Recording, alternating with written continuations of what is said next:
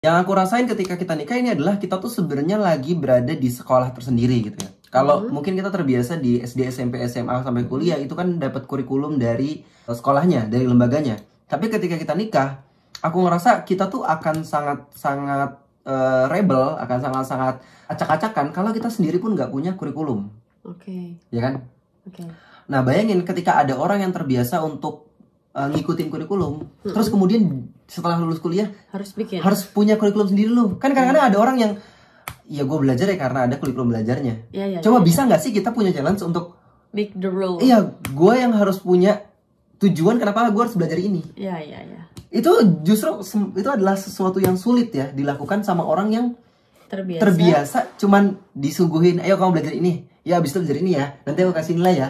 Sama yang orang tuh gue harus punya kemampuan ini, gue harus belajar ini, dan itu harus gue rentetin selama setahun tuh harus ada goalsnya. 2 bulan pertama harus udah bisa punya materi ini, 2 bulan selanjutnya punya skill ini, terus upgrade skill ini. Itu kan kayak sesuatu yang sangat-sangat susah gitu. Dan ngerasa kayak, oh kok hidup lu ribet banget sih. Justru kalau aku ngerasa kurikulum itu kalau kita nggak punya kurikulum justru malah hidup kita nggak terarah. Dan itu malah makin ribet. Ketika kita punya kurikulum, kita punya target, justru hidup kita makin terarah. Nah, menurut kamu susah nggak kamu menjalani kurikulum sendiri? Kurikulum keluarga, susah nggak?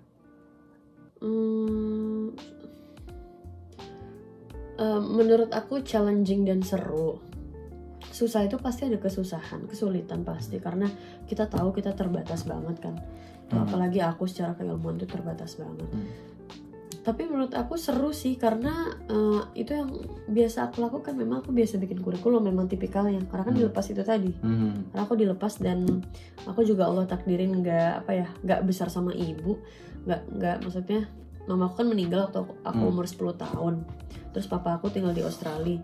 Jadi kayak ya udah biasa untuk make my own pattern gitu loh. Jadi kurikulum walaupun mungkin nggak serinci kalau udah pas nikah ya, karena kan udah harus menggabungkan 2 kepala, terus apalagi udah ada anak ngedidiknya gimana, kurikulum hariannya gimana, itu kan beda lagi gitu. Tapi waktu aku pribadi sih ya terbiasa banget sih untuk bikin target-target pribadi, terbiasa banget untuk bikin planning pribadi. Jadi serunya tuh sama aja kayak waktu dulu aku masih sendiri gitu. Tapi challenge-nya tentu dengan porsi tanggung jawab yang lebih besar. Gitu. Kalau kita ngelihat kebiasaan anak zaman sekarang gitu ya, kan kita kan sangat-sangat terbiasa dengan gadget ya. Kamu aja sering ngasih tahu aku loh, ayah lihat screen time-nya. Ayah sudah lebih dari ini. Enggak bun, aku lagi ngerjain ini gitu. Karena content creator tuh biasa screen time-nya belasan jam. Nah, kalau kita ngelihat kayak kalau misalnya orang yang dia tuh nggak biasa punya goals tersendiri, kurikulum sendiri gitu ya, yang biasa ngikutin kurikulum orang, disuguhin baru mau dijalanin. Ketika dia buat kurikulum sendiri, dia tuh nggak kuat dengan kurikulumnya. Oh iya, jadi kayak mungkin hari ini waktu gue untuk murojaah gitu, 1/2 jam aja gitu kan. Terus ternyata kita tuh teralihkan karena ya nggak ada yang nyuruh gue, nggak ada yang ngelarang gue, nggak ada yang merintah gue untuk berhenti, nggak ada yang merintah gue untuk maju. Ya sekarang kan gue bebas mengendalikan diri gue sendiri. Padahal kita tuh sedang dikendalikan oleh hawa nafsu kita, scrolling gitu. Nah, menurut kamu gimana tuh untuk ngatasin distraksi itu? Distraksi untuk benar-benar bisa fokus ya. Fokus sama kurikulum kita. Aku pernah baca buku Atomic Habits. Tahu ya, mungkin semua udah tahu juga Atomic Habits itu sangat-sangat viral. Nah, di Atomic Habits itu dijelaskan bahwasannya pertama memang itu kita nggak akan bisa kalau misalnya kita berubah suatu hal itu dengan cara muluk-muluk. Ada salah satu pelatih sepeda ya. Dia tuh melatih melatih UK.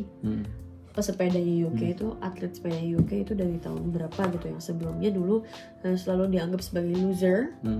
Terus tiba-tiba si UK ini kok bisa ada di urutan teratas terus gitu. Itu kenapa? Itu ternyata kuncinya adalah atomic. Atomic itu apa sih? Rubah hal kecil, atom. Atom itu kan sesuatu yang bahkan kita nggak bisa lihat gitu ya. Jadi benar-benar hal-hal simpel yang diubah sama si pelatih itu. Contohnya kayak cari baju pesepeda yang lebih ringan gitu. Terus cari apa sih yang genggaman buat sepedanya itu, apa namanya? Itu bukan yang buat digenggamnya itu loh, kayak karetnya. Ya, itu cari yang gripnya lebih enak kayak gitu. Terus cari yang pedalnya itu bisa lebih cepat kayak gitu. Ngaruh. Terus kayak cari celana, baju sama celana yang lebih lightweight. Terus yang bisa tidak mengangkat kecepatan angin, gimana ya ngejelasinnya. Tapi gitulah. Yang tidak pokoknya cari hal-hal kecil yang sekiranya tidak bisa menghambat orang-orang itu nggak yang muluk-muluk. Oke, lo besok harus olahraga ya, harus keliling ya misalnya 5 kilo dalam waktu 10 menit kayak gitu misalnya. Nggak kayak gitu. Jadi benar-benar hal-hal kecil, terus pola makannya mulai diubah dan sebagainya. Jadi benar-benar hal-hal kecil yang benar-benar bisa untuk merubah kita. Itu secara teknikal. Tapi kalau secara yang non fisiknya adalah aku ngerasa banget ketika kita benar-benar punya tujuan, itu benar-benar jadi pecut sih buat kita. Jadi kayak kita udah bikin our map gitu, our road. Terus kita susun juga target-targetnya secara terperinci atau mungkin dikit-dikit ya, pelan-pelan. Itu kalaupun kita belok tuh benar-benar ya Allah kan tujuan aku ini ya gitu. Itu kalau misalnya memang mimpinya sudah benar-benar apa sih bahasanya? Itu kalau benar-benar mimpinya emang udah mendarah daging ya. Itu aku tahu mengejawantah apa? Bahasa jadul. Apa sih? Mengkristalisasi. Apaan sih? Gak kayak gitu tapi intinya adalah kalau misalnya mau coba suatu hal yang besar itu coba dari yang kecil-kecil dulu aja. Karena it does work. Aku juga merasakan gitu. Even kalaupun aku nggak baca buku tadi pun aku ngerasain bahwa hal-hal kecil itu bisa benar-benar mengubah sesuatu yang besar karena kita udah mencoba untuk membiasakan hal-hal yang kecil. Misalnya nih, aku pengen deh rutin tahajud misalnya kayak gitu. Kalau misalnya kita langsung ngeset pokoknya nanti jam 2 gue harus bangun langsung tahajud 4 rakaat plus 3 rakaat terus gue tidur, dan setiap hari gue harus kayak gitu. Percayalah di hari kedua dan 3 mungkin sudah kesulitan gitu ya. Tapi kalau misalnya berusaha untuk pelan-pelan ya, misalnya nanti aku setiap jam 2 tuh harus bangun, pokoknya aku set alarm jam 2. Nanti kalaupun aku bangun aku tidur lagi matiin gak apa-apa, yang penting aku udah sadar aku bangun jam 2. Besoknya coba lebih stay lagi, ambil wudhu. Ya Allah makasih udah bangun gitu ya. Besoknya tapi mohon maaf aku tidur lagi ya, belum sanggup. Ini aja udah kemajuan. Aku istighfar aja deh sama doa ya. Astagfirullahaladzim, ya Allah jodoh gitu misalnya. Kan sepertiga malam. Terus tidur lagi. Iya, itu mungkin step kesekian ya yang doa ya. Mungkin step kedua itu bisa bangun karena alarm, terus wudhu, terus tidur lagi misalnya. Kan bisa banget kayak gitu. Aduh. Terus kan bisa banget kayak gitu kan. Terus nanti lama-lama sholat, misalnya sholat witir doang, walaupun sayang sih sholat witir doang, atau sholat tahajudnya 2 rakaat dulu, nggak usah witir dulu gitu. Nanti lama-lama sholat tahajud 2 rakaat, witir 1 rakaat. Lama-lama tambah kayak gitu. Jadi kayak gak bisa kalau misalnya kita maksain yang langsung bener-bener mau plok gitu. Sama kayak orang hijrah ya. Kalau misalnya orang baru belajar Islam, terus kayak bener-bener kita langsung kasih kitab pelajaran ini, hadis ini, itu mereka kayak silau men, kayak orang disenterin gitu. Berat men. Iya, disenterin tuh loh, silau men gitu. Tapi kalau misalnya it takes steps gitu. Terus kalau misalnya ada step-step yang dilakukan, contohnya kayak hari ini kita belajar Iqra ya, lembar pertama, besok lembar kedua. Terus misalnya hari ini kita belajar tentang kerudung ya, tentang kenapa perempuan kayak gini, besok kita lanjutin terus kayak gitu. Itu kan kayak satu-satu tuh akan lebih mindful juga ketika orang bertindak ataupun belajar gitu. Jadi ya begitu menurut aku. Pertama adalah lakukan sesuatu dengan kecil-kecil dulu, yang benar-benar detail-detail dulu. Makanya penting untuk jadi detail menurut aku. Terus yang kedua adalah punya tujuan. Karena percuma juga sih kalau detail nggak punya tujuan. Ya kan? Paling penting tujuan sih. Gitu. Ya jadi aku coba untuk rangkum ya. Jadi mungkin challenge-nya buat teman-teman yang dengar video ini adalah coba untuk terbiasa mempunyai agenda sendiri dan nge-challenge diri sendiri. ya kan? Karena nanti ketika teman-teman yang sekarang mungkin lagi kuliah, pada saat selesai kuliah tuh nggak ada, bener-bener nggak ada yang ngatur teman-teman. Terserah teman-teman mau santai, terserah teman-teman mau sibuk, terserah teman-teman mau jungkir balik gitu ya, lempar galon, lempar centong, terserah gitu. Ngapain lempar centong? Nggak tahu juga. Kecuali kalau kerja sih, kerja kan diatur lagi. Gitu. Iya, kalau kerja diatur lagi gitu. Tapi di luar kerja. Tapi di luar kerja, bener. Apakah kita pengen nge-upgrade diri kita gitu ya? Dan otomatis kan nanti kalau kita udah punya amanah di kerja, terus kemudian kita punya amanah di keluarga, dan di keluarga ini kita tuh nggak mungkin bisa belajar bareng, punya agenda bareng kalau kita tuh nggak terbiasa punya agenda sendiri, punya nge-challenge diri sendiri gitu. Iya. Ya kan, karena ada banyak banget loh. Beberapa kali aku tuh ngobrol sama orang-orang yang berkeluarga, ya gimana ya bang, pengen sih kayak abang gitu kan. Oh ya? Iya, pengen kayak abang. Maisyahnya dapet, ya kan? Maisyah tuh kerjaannya ada, terus kemudian bisa kumpul sama orang-orang soleh, bisa dakwah, ibadahnya enak gitu. Lah, maksudnya kamu ngelihatnya aku pada saat di sini, sedangkan aku tuh nyusunya udah dari kapan tahu, ya nggak sih? Iya, memang itu sih, memang nature-nya begitu, orang lihat yang tampak kan. Iya, nah makanya buat teman-teman nih sebelum nanti dapat jodoh gitu ya, itu teman-teman harus punya agenda sendiri. Nanti ketika teman-teman selesai kuliah, teman-teman udah punya apa yang teman-teman harus kembangin. Ketika mungkin udah dapat kerja, setelah kerja selesai, waktunya tuh dipakai buat ngembangin lagi diri teman-teman, ya kan? Abis ngembangin diri teman-teman punya nikah, itu nanti bisa ada waktu untuk ngajak istri diskusi, ngajak anak diskusi misalnya. Itu untuk ayo kita buat agenda bareng yuk untuk kemajuan keluarga kita. Misalnya kalau kita setiap abis maghrib, bunda selalu bilang, ayah nggak boleh pergi, maghrib ini waktunya kita family time gitu kan. Terus kemudian kita baca Quran bareng. Ya? Iya. Padahal seharian aku di rumah. Kamu lagi pergi. Enggak lah. Kapan itu kayak gitu? Iya. Terus di maghrib itu sampai isya, walaupun cuman sekitar nggak sampai satu jaman ya, tapi kita tuh mencoba untuk mindfulness, mencoba untuk hadir buat anak, dan kita benar-benar kayak baca Quran bareng-bareng. Jadi nggak ngikutin nggak apa-apa, yang penting kita baca aja. Kadang Quran kita juga ditarik-tarik. Jadi Quran kita ditarik, tapi nggak apa-apa. Nah itu kan sebuah agenda yang direncanakan gitu, bukan tiba-tiba kita inisiatif terus tiba-tiba anak kita jadi soleh gitu, kemudian tiba-tiba kita jadi punya kesadaran. Enggak. So jadi satu catatannya adalah buat agenda sendiri, belajar untuk punya agenda sendiri gitu. Itu sih. Ya. Aku dulu waktu kuliah itu ini ya, punya kayak buku gitu, buku yang menunjukkan tentang visi aku, dan juga itu buku yang aku beli waktu aku kuliah. Terus kayak di depannya ayang aja nggak jelas. Dari dinosaurus, ini telurnya tadi. Itu punya tetangga ya? Oh iya. Bocah. Terus mau ngomong apa tadi? Oh iya. Aku tuh punya buku yang memang aku gunakan untuk nulis tujuan-tujuan aku gitu. Dan aku nulis kayak sebelum kuliah aku udah harus ngapain aja. Oke, terus. Aku nulis aku sebelum lulus tuh udah harus ngapain aja gitu. Oke. Nah itu mungkin bisa juga teman-teman bikin kayak gitu. Patokannya adalah sebelum lulus aku udah harus ngapain. Gitu. Itu kan untuk challenge diri supaya kita walaupun masih ikut program orang lain, tapi kita tetap bikin kurikulum untuk kita pribadi gitu. Ya, betul. Gitu. Sebelum nantinya mungkin Allah kasih kesempatan untuk bisa benar-benar bikin program sendiri, karena it takes time, it takes a process gitu. Tapi dulu aku men-challenge diri seperti itu sih. Kamu ada nggak challenge pribadi yang menurut kamu itu ngembangin diri kamu banget di masa dulu? Jujur aku nih orangnya apa ya, pragmatis mungkin ya. Maksudnya pragmatis tuh orangnya selalu pengen yang simple. Pengen yang simple gitu. Jadi aku nggak pernah mau berpikir panjang. Yang penting nggak rencanain panjang gitu kan. Yang penting aku bangun nih. Yang aku pikir amal soleh apa yang bisa aku lakuin. Oh ya udah, sholat dulu yuk gitu. Habis sholat dulu apa lagi? Oh ya aku belum zikir. Terus apa lagi?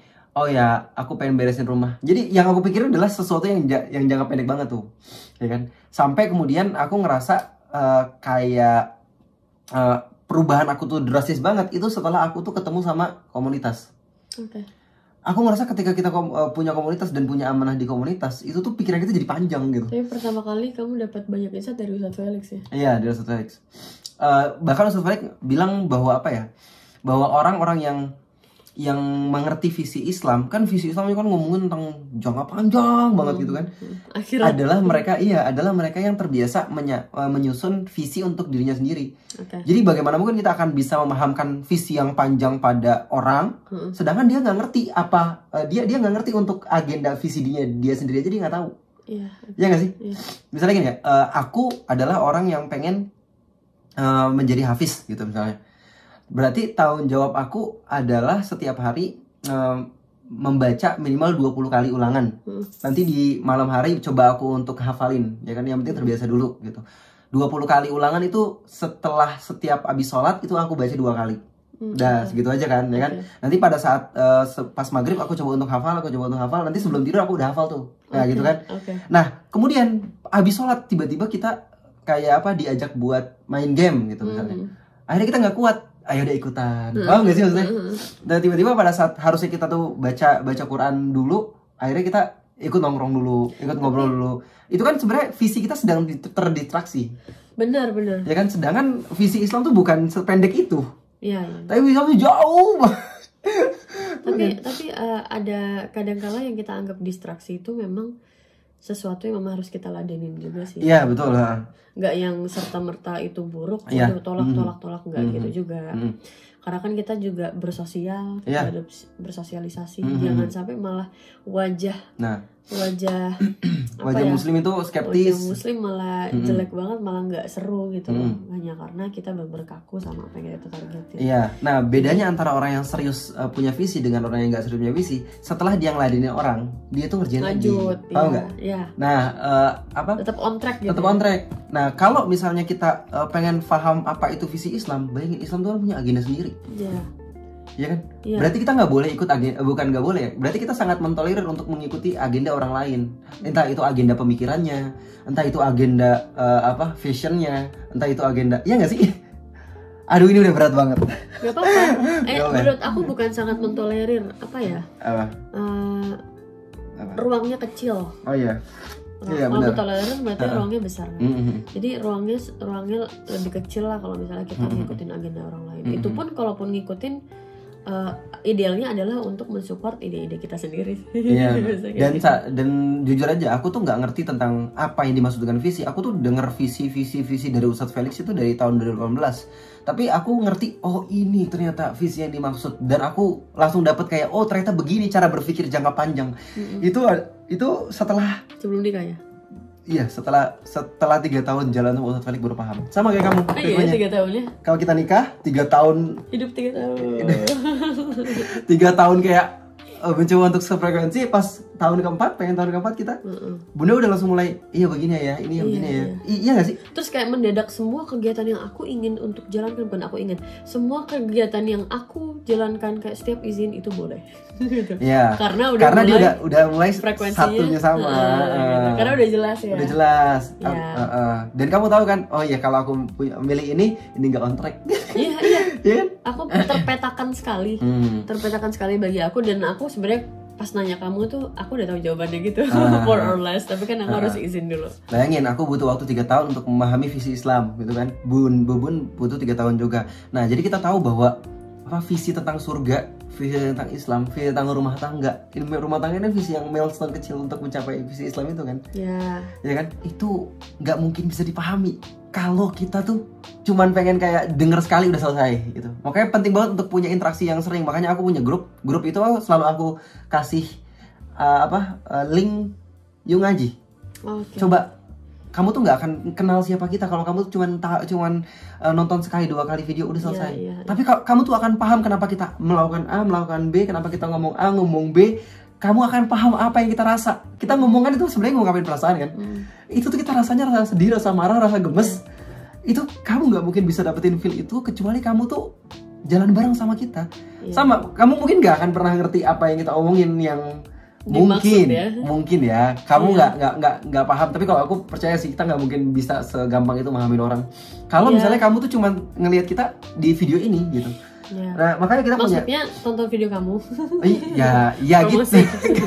Enggak, ya terserah kamu sih. Cuman maksudnya aku akan sangat aku akan sangat menghargai orang yang memang mau berkorban lebih untuk aku. Contoh misalnya Ustadz Felix itu mau ngebimbing aku karena aku juga siap untuk dibimbing, siap untuk memberikan waktu aku nontonin video dia gitu kan, misalnya aku membaca apa yang beliau tulis gitu, aku melakukan apa yang beliau arahin. Coba bayangin di antara jutaan followers Ustadz Felix, kenapa beberapa orang aja di Yongaji yang mau beliau mentoring? Ya karena orang-orang yang ada di Ngaji itu adalah orang yang memang bersedia buat memberikan waktunya, perhatiannya. Sama mungkin di antara ribuan orang yang nonton video ini, itu hanya ada banyak orang yang nonton sekali dua kali doang, tapi ada beberapa yang dia tuh ngikutin kita dari mungkin kita sebelum nikah, kan banyak yang mention itu kan, sampai kita nikah pasti mereka punya feel yang beda sama orang yang cuma ngeliat pas sekarang kita ada. Iya kan? Karena tahu history backstory-nya. Iya, backstory-nya.